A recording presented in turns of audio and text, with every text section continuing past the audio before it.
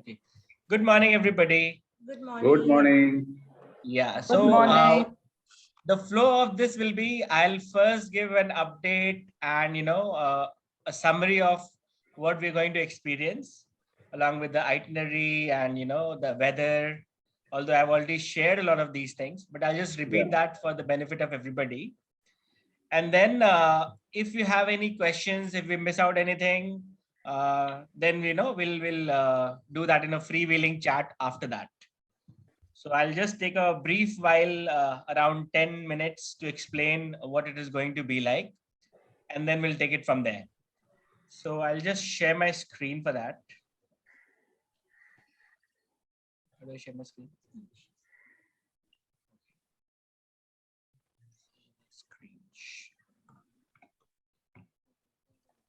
Okay, so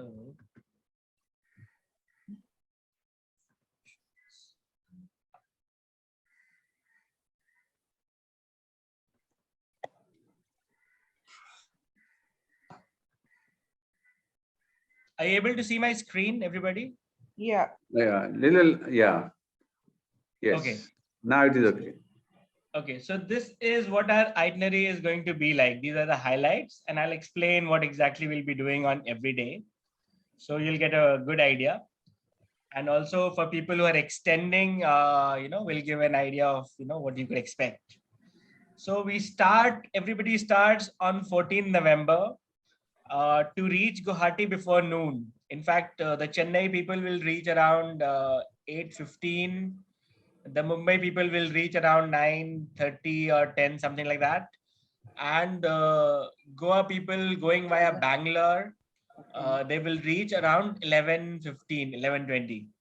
But we will all start together. So whoever reaches early will have to just hang around near the airport, and we'll start together at around 12 or even earlier if we are able to do that.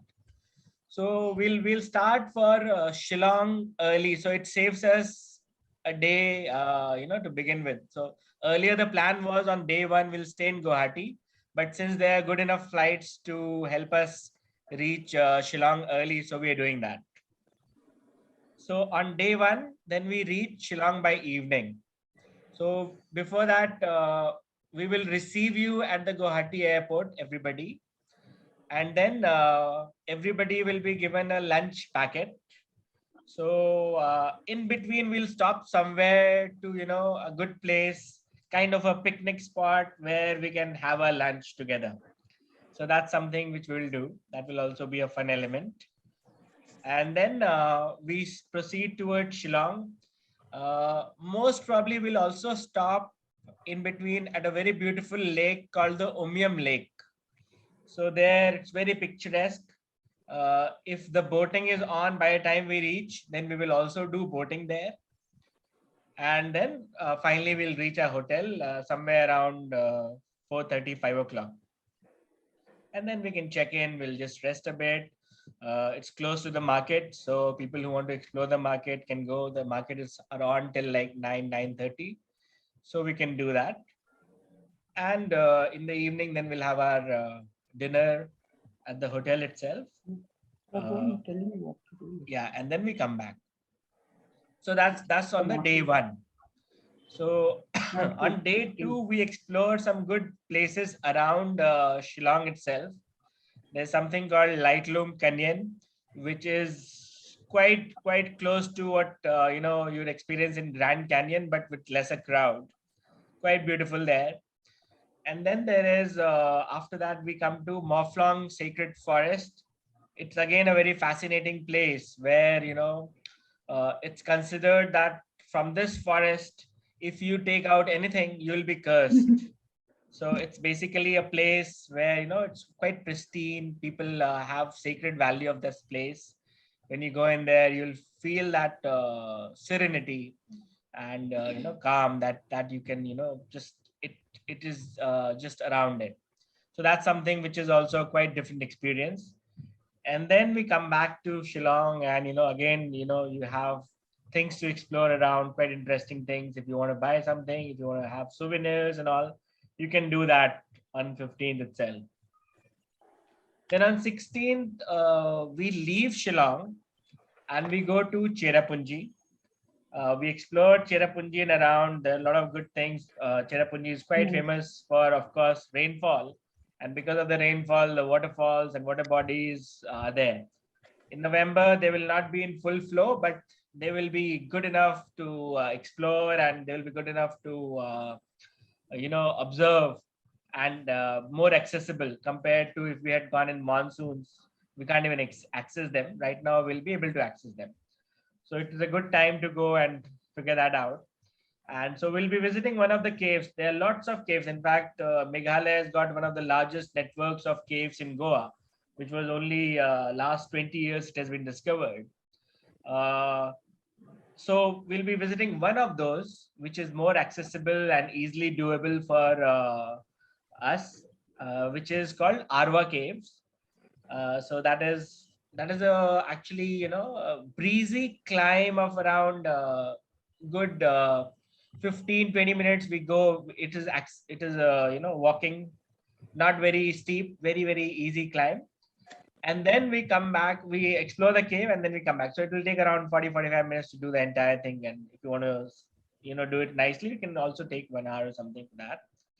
And then there are a lot of waterfalls to explore. There is Daintlen Waterfall, No Kalikai Waterfall, there's Seven Sisters Falls. So all that falls in the way.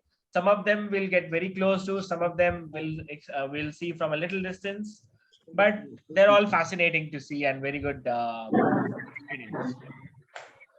And then after that, we proceed to a place called Molina. It was ranked the cleanest place in Asia in 2005, and it's maintained that cleanliness. So there we stay in a very authentic homestay. All of us cannot be accommodated in one homestay, so we have distributed in various homestays, so all next to each other. So it's like we are all staying together in one village in various places. So that will also be a very authentic experience. That is what we'll experience in Molina. And we partake in their culture, we partake in their way of living. We will actually interact with them, how they live, how do they maintain that cleanliness that they are so famed for. You will get to see that. And then there is in Molinong, there's also, it's very close to the Bangladesh border as well. So there's a viewing point from top, from where you can actually go and see Bangladesh as well. You'll see that. uh, and then we stay there for the night. Then the next day we go, which is on 17th, uh, close to Molindong is a place called Rivai, where there's a living root bridge. Living root bridges are basically bridges which are created naturally by roots of trees. And it is honed by humans, but it is built over a period of 100 200 years to gain some strength, and then it becomes like a proper bridge. And so it is honed through generations. It's very fascinating to see how long-term vision, uh, along with nature, living in closely with nature, in harmony with nature, and still doing an engineering feat. So it's very beautiful to observe how it's so strong without any steel or anything man-made, anything at all. So those bridges are really treasure. So that is something which we'll observe. And then another fascinating place we'll go to is Dauki. It is on the Bangladesh border. Dauki River, it's actually the Umnot River in a place called Dauki. So that Umnot River is so clean, so crystal clear water that from the top you can observe the base, and the base is not very shallow. It's actually at places is 30-40 feet, and still you can see the base of the river. It's so clean, crystal clear water, and we'll be boating on that. It will be very beautiful experience again. And then after that we have a lunch and everything, and then we go to our one of the best waterfalls, which is more approachable as well. It's called the Cranberry Waterfall. uh, and then we go there. It is again very pristine blue waters there. That's something where we'll have some fun and frolic, and then come back to our homestay in Molina. That will be a long day, actually, a little bit more action packed. Then on 18th we go back to Shillong in the morning. On the way, there is an elephant fall. And by that time, I think cherry blossoms would have come on the trees. So you would get to observe the change in the nature. In fact, everything turns pinkish with the cherry blossoms. So that's something which you'll observe in a lot of places. Quite fascinating to watch. And actually from 17th to 19th, there will be cherry blossom festival will be going on. And on 17th to 19th, there will be some musical performances. So we'll see if it's appropriate to attend those musical performances. If not, then we will arrange for our own private musical performances from local musicians, which will also be more fascinating and possibly more accessible for us compared to going in an open compound with a lot of noise, which may not be suitable for our group. So we'll see which one will suit us better, and accordingly we'll have a musical evening in Shillong for ourselves. So that will be on 18th. Also, since we'll have a little bit time before the musical evening, people who want to do their last shopping in Shillong and all, they can go there because again we'll be close to the market, so they can do that. And then finally on 19th, we proceed to Kaziranga. It's a 4.5, 5 hours journey. It breaks. So we'll do that. Kaziranga, we go and check in the hotel, and in the evening, there's a very fascinating cultural program, which basically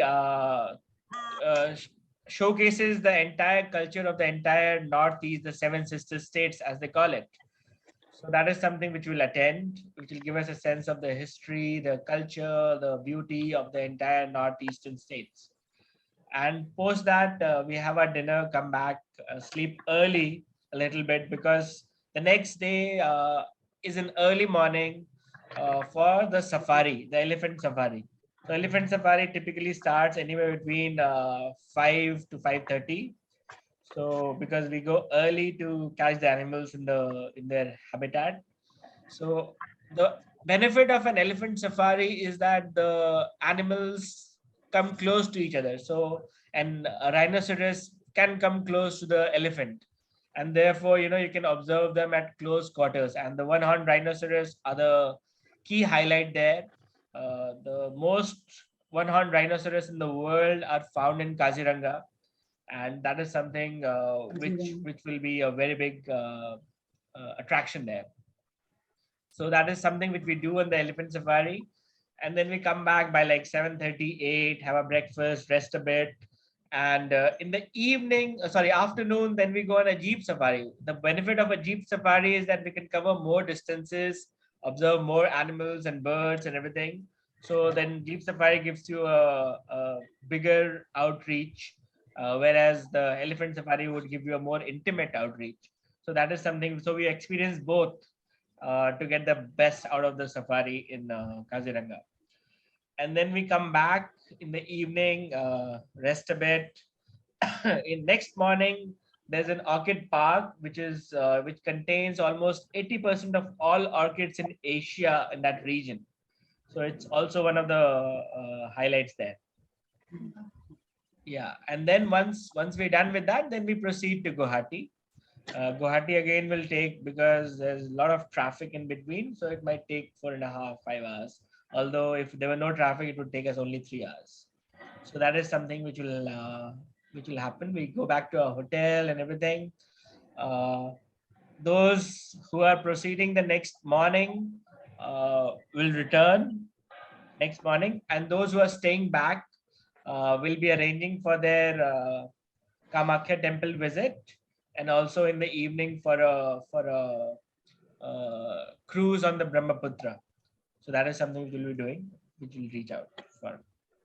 So that is basically how our itinerary will be.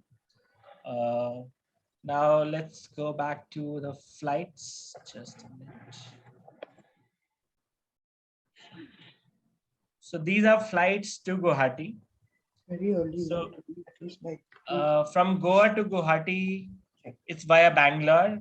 Starts at 5:15, reaches at 11:20. It's Air Asia.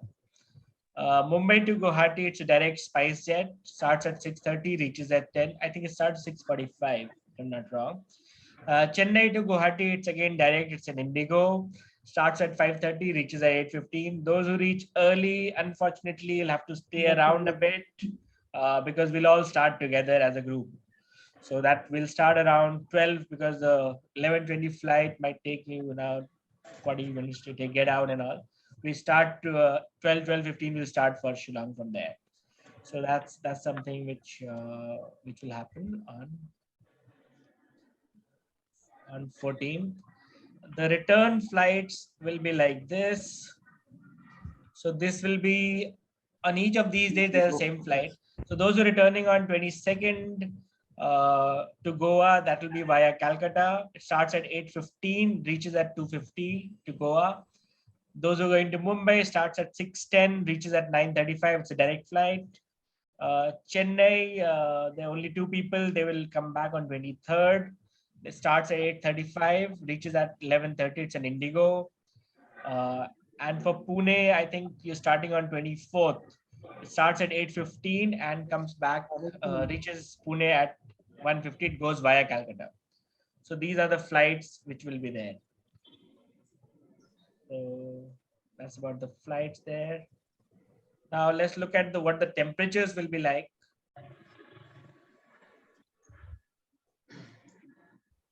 So in Shillong, All good temperatures. expected is around 21 max, 12 minimum. Max temperature will be during daytime. Minimum we can expect nighttime. So it's not too cold. It might be a little bit cold coming from Goa. We're not used to the this kind of temperatures. So it is advisable to carry at least a light jacket and a couple of layers. You may not take very heavy duty woolen clothes, but at least good maybe full sleeve shirts or sweatshirts, something like that, which will be sufficing, and with a light jacket. So if you have a couple of layers, it's good. If it's getting hot, you can take off your jacket. If it's getting cold, you can put on your jacket and things like that. Maybe you can take a shawl or something if it suits you. Whatever is beneficial for you. But it's good to have layers because the weather can vary. So if it is hot, you can take off your one layer, and if it is cold, you can put on that layer. And most important will be the shoes, because going to places like waterfalls, it might be a little bit wet. So if you don't have a proper grip in the shoes, it might be a bit of a problem. So it will be good if you have shoes with at least decent grip, if not too grippy, at least light grip on that. You see the uh, soles. so that will be there, especially for waterfall, going towards waterfalls, and even towards the route bridge, which is down a couple of flights of stairs and all. So yeah, that will be something which grip will be important in those places. Even in the caves, it's not so slippery, but yeah, always good to have a little bit of grip. So please make sure that your footwear is good. Uh, you have a couple of layers of clothes for the little bit of coolness which will be there in Shillong and Cherapanji. Rest of the places, it will not be so cold. It will be just about okay. Uh, so that is basically what the temperature and weather is supposed to be like. In fact, in Guwahati and Kaziranga, you might feel a little bit warm. So that is something which will be there. Even Dauki, it will be a little bit warm. So yeah, and although it's not expected to rain, you never know with weather nowadays. In fact, we went to Arunachal recently. It was not supposed to rain, but it rained heavily, and it was actually quite a dampener to be honest. But people had backup in terms of the raincoats and everything, so it was good. So yeah, wind cheater, raincoat, something which shields you from the rain, which will be which could be occasional rain. Again, nobody can predict weather nowadays. Keep it in your backpack. Yeah, something like that. And also we advise not to carry very heavy luggage, because we'll be traveling in tempo travelers. So we can't put the luggage on top of tempo travelers. There are no carriers there, so we have to put the luggage in the back.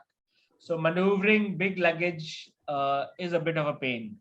So it will be good if you carry decent manageable size luggage, and not too heavy, because anyways our allowance is 15 kg per person in the check-in and 7 kg in the hand baggage.